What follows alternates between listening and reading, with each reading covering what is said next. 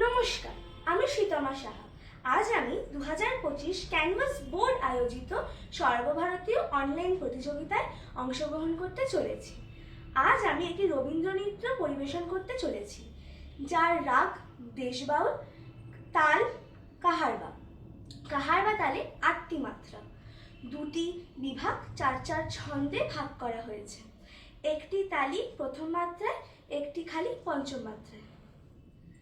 ধা গে তে টে না কো ধি না ধা।